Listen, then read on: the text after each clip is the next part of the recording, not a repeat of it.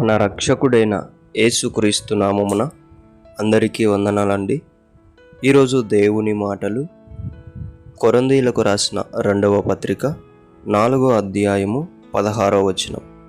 కావున మేము అధైర్యపడము, మా బాహ్య పురుషుడు కృషించుచున్నను, అంతర్య పురుషుడు దినదినము నూతనపరచబడుచున్నాడు.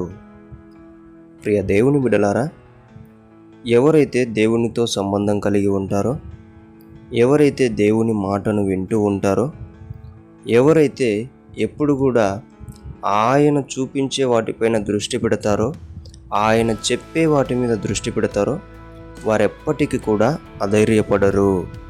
వారెప్పుడు కూడా కృషించిపోరు.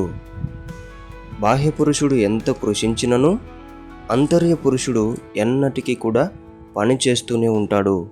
ఎందుకు అంటే మనము ఆశ కలిగి ఉన్నది ఈ లోకం మీద కాదు, దేవుని మీద, దేవుడిచ్చేటువంటి ఆశీర్వాదాల మీద.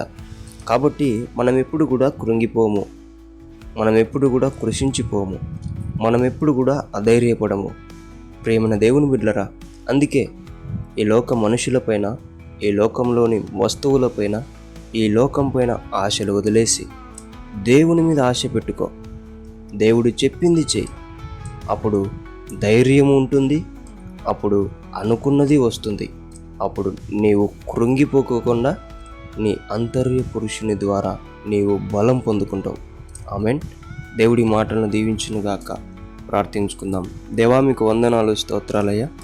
నీ కృపను బట్టి, నీ దయను బట్టి, నీ మీద నా దృష్టి పెట్టడం వలన ఈరోజు ధైర్యంగా ముందరికి వెళ్ళగలుగుతున్నాం, నీ పరిచర్యను కొనసాగించగలుగుతున్నాం.